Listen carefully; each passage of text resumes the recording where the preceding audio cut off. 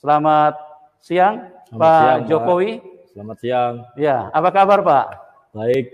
Oh, puji Tuhan, haleluya. Ya, Bapak dari Solo juga ya? Saya juga dari Solo. Ya. Saya dari dua keluarga. Ya. Adik dan saya. Oh. Dari Solo ya Pak ya? Oh, berarti berdekatan nggak dengan kampungnya Pak Jokowi, Pak? Kalau dulu kami dekat, tapi sekarang kalau dulu kami kosnya dekat sekali dengan rumahnya, tapi sekarang kami pindah di Sukoharjonya. Jadi agak jauh. Waktu sebelum jadi wali kota mungkin. Oh, sebelum jadi wali kota. Iya. Oh, ya. Jadi gimana nih ceritanya kok bisa punya nama sama persis dengan Bapak Presiden? Apa memang ada hubungan kerabat apa bagaimana, Pak? Saya kurang begitu tahu, tapi karena dari orang tua yang memberi nama, orang tua memberi nama. Mungkin kebetulan saja. Oh, mungkin kebetulan saja. Ya. Luar biasa ini. Saya juga kaget ini waktu dengar namanya sama dengan Bapak Presiden kita. Iya. Cuman orangnya berbeda, teman-teman ya. Jadi nama sama, ya. Kota asal juga sama. Cuman orangnya saja yang berbeda. Bapak bisa nggak suara agak mirip-mirip Pak Jokowi sedikit, Pak? Pak Jokowi bisa, Presiden Pak. Maksudnya. Oh, nggak bisa. Tidak bisa menirukan. Ya. Saya pikir kalau bisa ini luar biasa, Pak ya. Iya, bisa diusulkan untuk ketemu Bapak Presiden. Iya, tidak. Iya. Oke.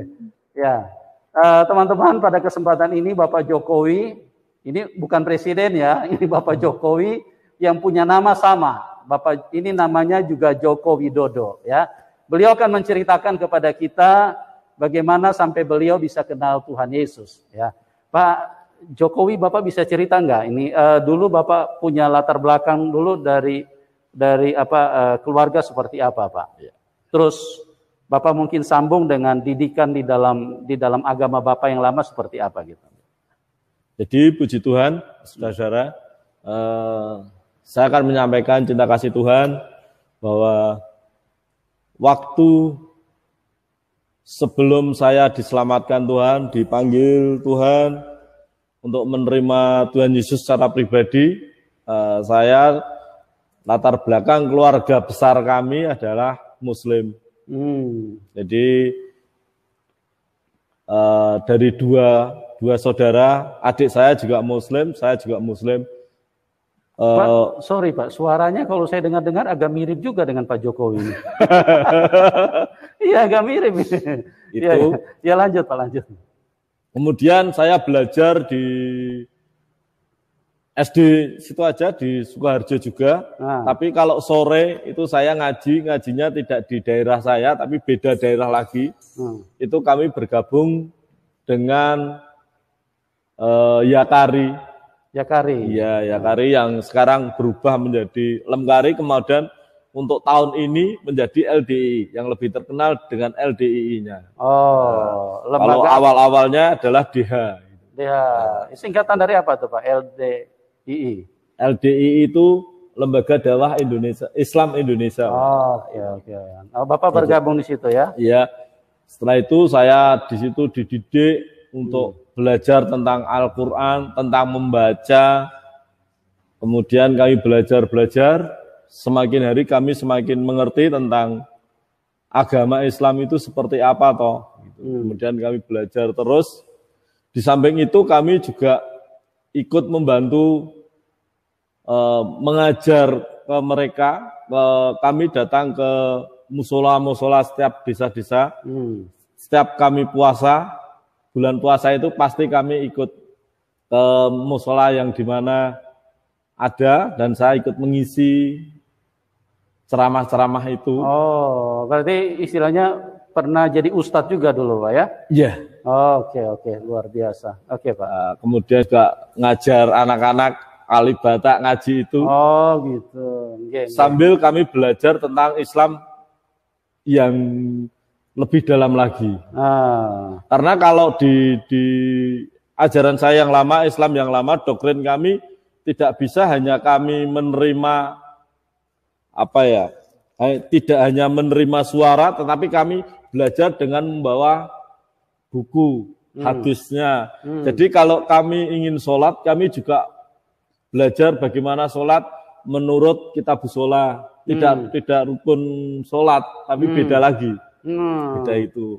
Kalau kita mau bayar zakat, kita ada kitabnya. Gitu, jadi seperti itu. Dan itu semakin saya senang. Saya belajar itu sampai SMA mungkin. SMA saya belajar dan saya semakin senang karena pada saat itu di dalam ajaran kami yang lama itu bahwa nanti kalau kita meninggal, kita punya pahala yang besar, kita akan mendapatkan bidadari. Nah, itu mantap sekali toh, bidadari.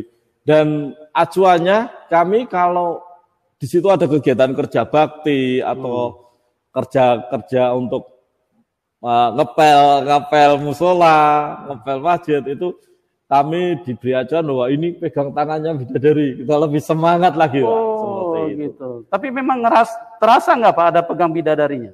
Terasa Pak. Rasanya tongkatnya itu Pak. Rasa tongkatnya itu yang luar biasa. Tapi karena mindsetnya sudah seperti itu, kami senang melakukannya Pak. Pada zaman dulu kami harus pakai sepeda, kayu sepeda jauh, kemudian kami memberitakan itu, ngajar ngaji dari alibata itu Pak. Oh jadi doktrinnya seperti itu ya Pak ya? Jadi kita semakin berani, semakin bergairah karena punya rangsangan itu Pak. Tidak terasa capek. Iya. Karena sambil pegang bidadari. Dengan naik sepeda pun. Gitu ya. Iya. Terus pegang-pegang begitu nanti bidadarinya mau diapain Pak? Ya, saya tidak tahu Pak. Nanti di surga. Nanti di surga. Urusannya ya, cuma pegang-pegang dulu. Pegang saja Pak. Begitu. Ya. Itu. Kemudian setelah itu kami lulus SMA, kami keluar Pak. Jadi karena kondisi keluarga kami juga tidak begitu kaya, biasa-biasa saja. Saya keluar ke ke Semarang ini kerja Pak. Tapi kehidupan kami yang lama, yang waktu kami masih sekolah itu sangat berat. Saya senang berkelahi, minum gitu Pak. Ya. Jadi kalau mungkin ya seangkatan saya kalau mau ke komplek di Solo itu ada namanya Silir Pak. Apa namanya?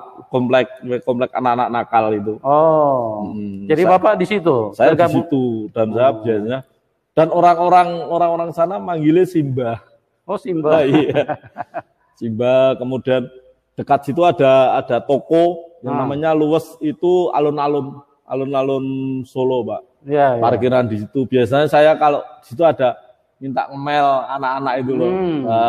Pelacur-pelacur itu saya minta jadi ceritanya minum bareng-bareng gitu. Jadi preman nih ceritanya. Iya dulu Pak. Waktu SMA-nya seperti itu kami. Oh beda dengan Bapak Presiden yang asli. Beda Pak. Jauh. Beda jauh. Ya.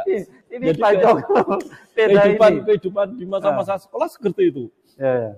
Padahal saya ada di Sukoharjo dan saya kumpul dengan mereka itu di Solo Pak. Jadi orang tua tidak tahu bagaimana kehidupan saya di luar. Jadi itu. Kalau zaman muda saya, kalau ada masalah apa-apa kan ada backing. Jadi tidak ada masalah Pak. Gitu. Kalau dulu kan gitu. Jadi kami sering minum, sering mintai anak-anak nakal-nakal itu di alun-alun. Dan sampai sekarang itu masih mungkin.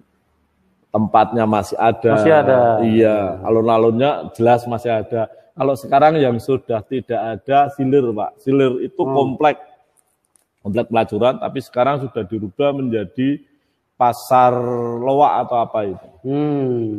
Pasar barang-barang bekas itu.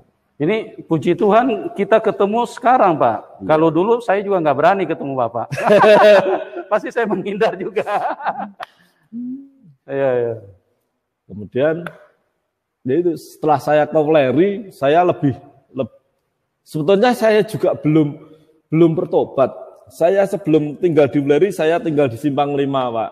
Di Simpang 5 itu kalau anak-anak sekarang bilang anak-anak pang. Oh, anak-anak pang. Ya, saya enggak menyebut saya anak pang karena saya tidak mau. Oh, tidak mau.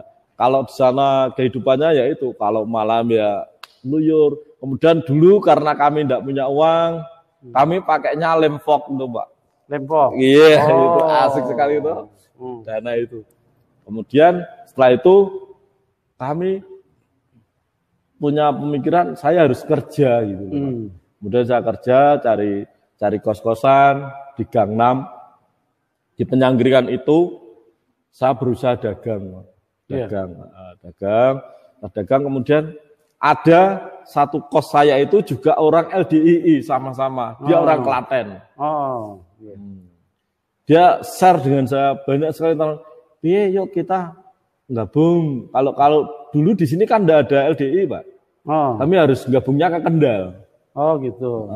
Terus kalau zaman ajaran saya itu kalau kita mangkul, kalau orang bahasa Indonesia mangkul itu apa ya? Berguru lah. Minta artinya bismillah itu artinya apa? Ya itu. Kalau di doktrin di tempat saya dulu itu seperti itu, Pak. Jadi kami tidak hanya membaca saja, tapi saya langsung tahu dari ustadznya. Artinya seperti apa toh? Gitu loh. Jadi seperti itu. Kemudian setelah saya di Penyanggringan saya ketemu itu ngomong, semakin lama saya malah semakin jenuh. Jenuh? Iya, semakin lama aja pengajarannya semakin jenuh. Kenapa harus ke bidadari yang akan dapat imbalan? Kita punya ganjaran yang banyak, kita semakin di surga semakin senang. Kemudian saya juga ketemu dengan anak Tuhan yang di situ, orang-orang pribumi di situ. Nah, kemudian kami share dengan orang Kristen. Sebentar, Pak. Bapak menjadi jenuh kenapa, Pak? Kan ada janji bidadari ini. Iya. Nah, jenuhnya begini, Pak. Karena tidak ada kepuasan secara batin, Pak. Tidak ada kepuasan secara batin. Secara batin. Ya, adanya itu hanya rasa kehausan, rasa ingin tahu terus, tapi semakin saya ke dalam semakin enggak mudeng gitu loh. Semakin kenapa acuannya hanya itu, tidak cuma acuannya bidadari itu aja. Hanya itu. Kenapa dalam doktrin waktu saya apa saya mampu ya? Dijanjikan berapa bidadari, Pak, waktu itu? 72, Pak. 72. Iya. Oh iya. Hitungannya begini, Pak. Karena kalau yang ajaran saya dulu bahwa orang yang mau masuk ke surga itu harus melewati Siratul Mustaqim. Rambut yang dibelah yang dibelah itu secara logika tidak mungkin. Karena kalau kita dibangunkan secara jasmani utuh, kita melewat tetap tercebur. Pasti, Pak. Iya toh. Tapi kalau kita bangun hanya roh, tetap selamat karena kita melayang. Roh itu melayang tidak berjalan. Iya. Jadi itu tidak ada kepastian, Pak, di dalam ajaran kami yang lama itu. Seperti itu. Jangankan dibelah 7, Pak. Iya. 7 kepala pun rambutnya digabung jadi satu. Iya. Tidak mungkin bisa lewat, tidak Pak. Mungkin, ya. Gitu. Dan kalau menurut saya bahwa di dalam ajaran kami dulu yang terpenting adalah amal-amal. Sedangkan kalau saya bayangkan atau saya renungkan bahwa amal dan kejahatan saya itu banyak kejahatan saya. Dalam satu hari itu pun kejahatan saya lebih banyak. Lebih banyak. Iya. Dan itu mustahil saya tidak akan masuk surga. Ya itu. Kemudian saya ketemu dengan anak Tuhan yang tetangga kos saya itu, saya share, saya banyak tanya, oh gimana tuh ajaran kamu? Walaupun di dalam hati saya juga tidak percaya. Bapak juga nggak percaya? Nggak percaya. Cuman kepengen nanya tuh. Pengen tanya, bagaimana tuh ajaran kamu? Gitu. Terus? Setelah itu dia ngajak saya ketemu dengan hamba Tuhan. Hamba Tuhan ini. Dan hamba Tuhan ini juga lucu. Pertama saya ketemu, Saya mau tanya-tanya, enggak. Langsung diajak pelayanan. Kan lucu sekali itu. Aku ini gimana loh? Bapak nggak kasih tahu Bapak Islam? Iya. Kasih tahu? Sudah tahu, saya Islam. Sudah tahu? Sudah tahu. Tapi diajak pelayanan? Diajak pelayanan. Loh. Iya sih, gitu. Kemudian saya ya ikut aja pelayanan. Loh, aku sampai di pos PI, itu juga bingung. Kenapa nyanyi-nyanyi, puji-puji? Nah, aku bingung salah loh. Iya sih. Setelah itu pulang. Waktu itu kan kami jalan kaki, Pak. Ya. Jalan kaki terus. Sampai di situ kami share dongeng. Dan lucu, Pak. Hamba Tuhan ini sudah punya keluarga, Pak. Ya. Sudah punya keluarga dan waktu saat itu saya jualan bubur. Jualan bubur. Bubur kacang hijau. Kalau pagi itu saya tidak keliling dulu ke tempatnya hamba Tuhan itu saya ngasih bubur. Kasih bubur. Baru keluar, baru kerja, Pak. Itu lucu sekali. Hamba Tuhan ini juga, Pak, masa jualan ke sini dulu? Enggak, aku pengen ngasih dulu. Itu. Bapak pengen ngasih aja? Ngasih saja. Nggak dibayar? Enggak. Kenapa bisa begitu? Dan saya kenapa juga jualan? Tahu, Pak. Bapak nggak tahu juga? Enggak tahu kenapa saya harus memberi makan hamba Tuhan itu. Luar biasa. Jadi lucu itu. Jadi sebentar, Pak. Teman-teman, kuasa Roh Kudus itu sangat dahsyat ya. Bapak ini dari Muslim. Setiap pagi jualan bubur kacang hijau. Bukannya pergi jualan, malah pergi ngasih hamba Tuhan itu. Inilah kuasa Tuhan yang luar biasa. Yang kita tidak bisa bantah. Kalau kuasa Tuhan sudah menyentuh seseorang, maka dia akan ditarik kepada kebenaran. Silakan Pak, lanjut Pak. Ya, terus setelah itu berjalan lama, kemudian baru kami tahu tentang kebenaran firman Tuhan. Dia bilang gini, pokoknya berdoa saja sakarmu. Saya juga bingung lagi doanya piye iki aku. Dan satu hal yang luar biasa bagi saya belum dibaptis dan saya belum menerima pengajaran tentang firman Tuhan, sudah diajak ngajari pelayanan itu sudah hal biasa Pak Wi. Ngajar sekolah minggu, Pak. Wow. Jadi saya heran itu. Terus Bapak cerita apa, Pak? Saya itu enggak cerita, Pak. Jadi terus? pertama saya ngajar sekolah minggu itu saya hanya ngajak anak-anak sekolah minggu, ayo nyanyi King Kong badannya besar. Oh gitu. Saya sampai waduh gini sih aku. Ya seperti itu. Kemudian di sini ada mahasiswa praktek dari STTNI. Itu kemudian dia yang ngasih firman Tuhan, saya ya setiap minggu nyanyi ya King Kong badannya besar, belum ada yang lain. Lagunya cuma itu doang? Iya, karena hafalnya itu. Oh, hafalnya. Semakin tahu, semakin mengerti. Kemudian setelah itu saya bisa menerima Tuhan Yesus secara pribadi. Dan kerinduan saya yang dulu, mungkin doa-doa waktu saya ikut imam yang dulu, keyakinan saya dulu tidak pernah dijawab Tuhan. Tapi ikut Tuhan banyak sekali doa-doa yang dijawab Tuhan. Terutama tentang istri, Pak. Saya dulu berdoa untuk istri. Tuhan kasih saya satu muslim, bertobat, dan akan saya jadikan istri kalau perempuan. Kalau cowok akan saya jadikan saudara setia. Dan Tuhan jawab. Itu.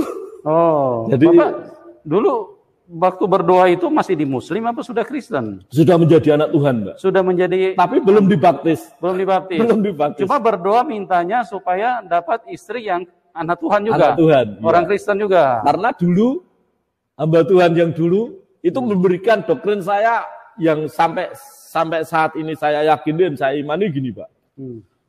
Pak Joko ndak usah cari yang neko-neko, ndak usah persembahan, ndak usah membantu gereja yang besar, pokoknya cari jiwa saja, malaikat surga akan bersuka cita. Wah, sampai itu. Nah, makanya saya punya kerinduan, saya ingin menyenangkan hati Tuhan, saya ingin malaikat Tuhan itu bersuka cita dengan memenangkan satu jiwa saja, ndak usah susah-susah. Akhirnya Tuhan jawab.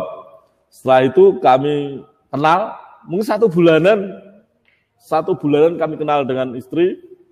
Setelah itu kami percaya dan istri saya juga yakin bahwa dia mau menerima Tuhan Yesus secara pribadi. Waktu kami mau menikah, kami dibaptis dulu, Pak. Dibaptis dulu. Ya. Baru baptisan, baru pernikahan.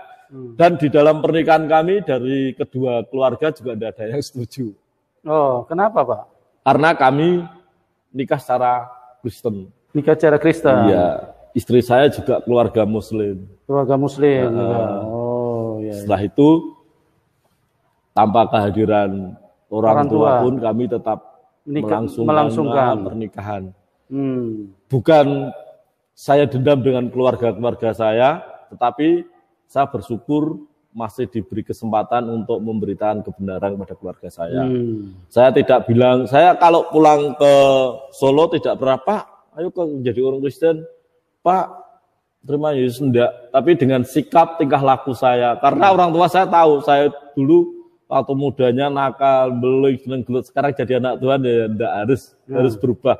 Dengan sikap itu, puji Tuhan, sebelum ayah saya meninggal, sudah mau menerima Tuhan Yesus secara pribadi. Luar biasa ya. Pak, kita balik sedikit nih Pak. Saya mau tanya nih. Bapak kan dulu sudah sangat istilahnya termotivasi ya. Sudah begitu melekat di dalam benak Bapak. Ya. Bahkan sampai narik-narik gerobak itu pun juga Bapak dengan semangat, tidak merasa capek karena doktrin akan dapat 72 bidadari. Ya. Nah, saya mau tanya Bapak, waktu Bapak mau belajar tentang kekristenan, itu Bapak ada ini enggak? Ada rasa nyesal enggak? Ini mau tinggalkan 72 bidadari ini? Bagaimana Bapak punya pertimbangan waktu itu?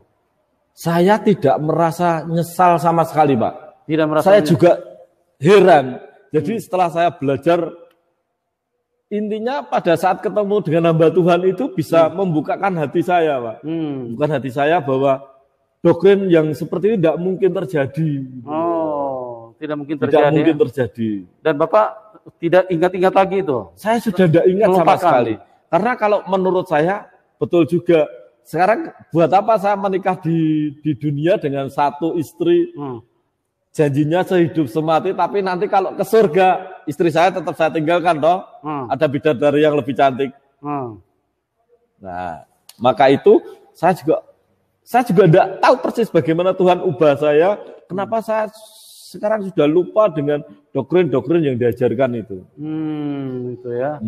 Jadi Bapak tidak pernah nyangkut lagi, tersentuh lagi dengan pikiran seperti itu ya? Tidak, Pak. Tidak. Kalau dulu Bapak sampai kalau dulu saya semangat karena acuannya seperti itu, mungkin karena waktu itu kami masih darah muda, semangatnya gojlokannya lah. Iya. Seperti itu. Ya, kalau sudah tua terus ketemu 72 bidadari bagaimana tuh Pak? Ampun Pak, sudah Pak mampu. Satu aja Bapak pasti tidak berdaya saja. Bapak. Betul. Ya, oke Pak, kita lanjut lagi nih, Bapak punya kesaksian. Nah, tadi kan orang tua tidak mau hadir. Iya. Karena Bapak sudah terima Tuhan Yesus. Ya. Orang tua istri juga nggak mau hadir, tapi pernikahan tetap berlangsung.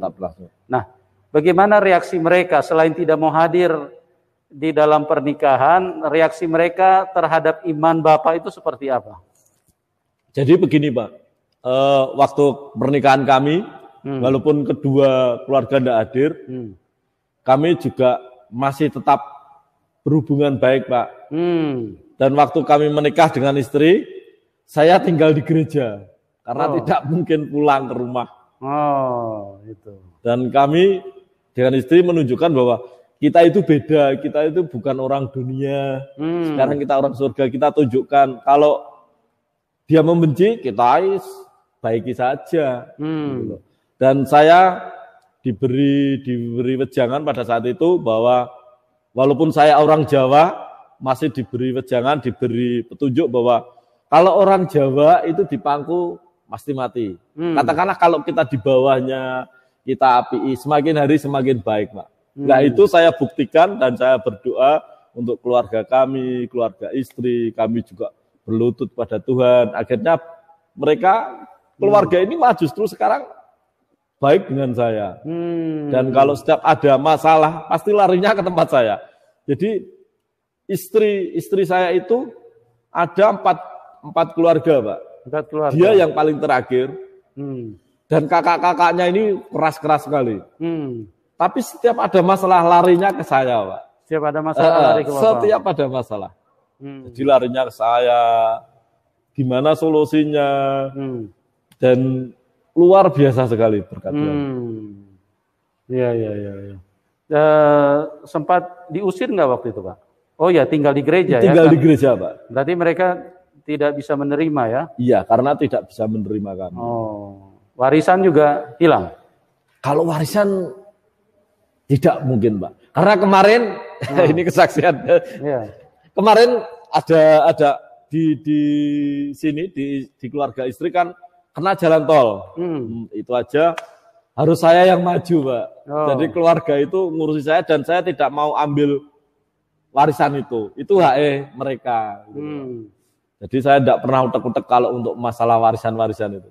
Bahkan yang ada di Solo dan hak saya yang di Solo saya aja tidak saya utek-utek. Monggo gitu. Oh, serahkan ke keluarga.